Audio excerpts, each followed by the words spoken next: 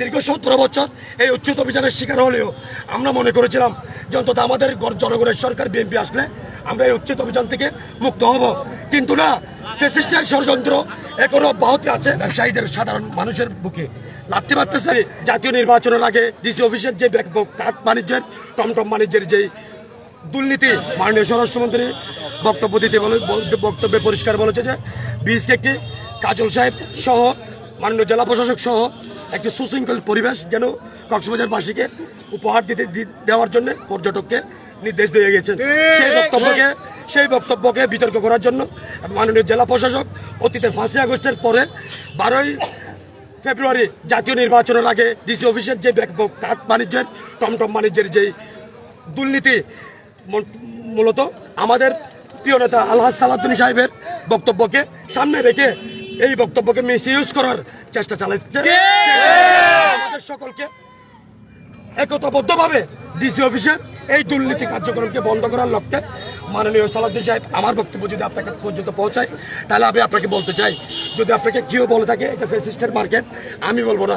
দীর্ঘ 17 বছর আমরা এই যে ব্যবসায়ী নেতা কর্মী এখানে যারা আছেন সবাই আপনার জাতীয়তাবাদী দলের যোদ্ধা, সবাই আপনার সকল ব্যবসায়ী বাংলাদেশ জাতীয়তাবাদী দলের নেতৃবৃন্দ।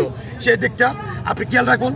প্রথমে অধিবেশন শুরু না হতেই মনে করেন কাজল ভাই সংসদে যাওয়া মাত্র আপনি ব্যস্ত থাকাকালীন, কাজল ভাই ব্যস্ত থাকাকালীন ডিসি সাহেব আপনি বলার পরেও এমপি মহোদয়ের সাথে সমন্বয় করার সেই নির্দেশনাকে না মেনে ডিসি সাহেব এখানে সম্পূর্ণভাবে কক্সবাজারের ব্যবসায়ীদের ক্ষিপ্ত করার জন্য পরিকল্পিতভাবে জামাতের একটি টিম সহ সেটা পরিকল্পিতভাবে একটা এই অভিযানে আপনি পা দিবেন না। আমি আবারও ক্ষমা যাচ্ছি, আপনি আমার শ্রদ্ধার জায়গায় আজীবন থাকবে। আপনি আর কাজল ভাই আমাদের দুজনের কাছ থেকে কিভাবে আপোষ না করা যায় সেটা শিখেছি। মাননীয় স্বরাষ্ট্রমন্ত্রী এবং এমপি মহোদয়কে আমি অনুরোধ জানাতে চাই, এখানে আমরা জানেন যে দলের দুঃসময়ে আমি অত্র জেলায় 17 বছর কারা নির্যাতিত মামলায় জেল জুলুম এগুলি অগণিত বারবার প্রথম গ্রেপ্তার করা হয়েছে এবং এরপরেও গত 17 বছরের মধ্যে 70 সেকেন্ড আমি ফ্যাসিস্টের কোনো নেতা কর্মীর সাথে আপোষ করে নেই। সেটার প্রমাণ হিসাবে আওয়ামী লীগের সেন্ট্রাল পেজে পর্যন্ত আমার নামে নিয়োগ আছে।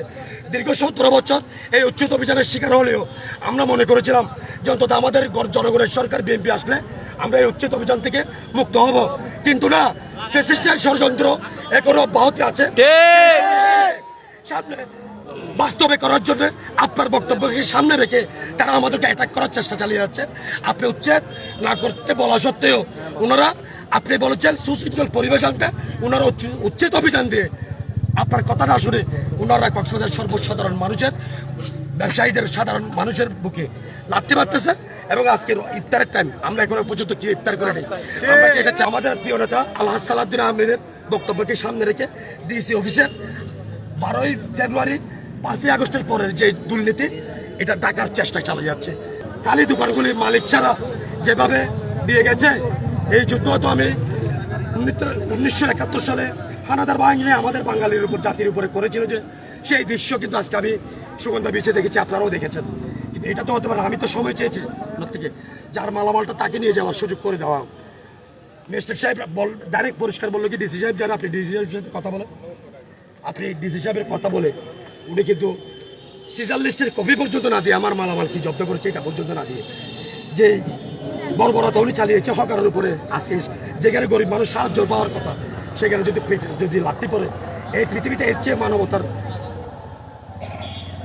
কোনটি আর কিছু তাই। এটা তো মানবতার সম্পূর্ণ একটা বিরোধী কাজ, এটা মানবতা বিরোধী কাজ, এটার আমি তীব্র নিন্দা প্রতিবাদ জানাচ্ছি।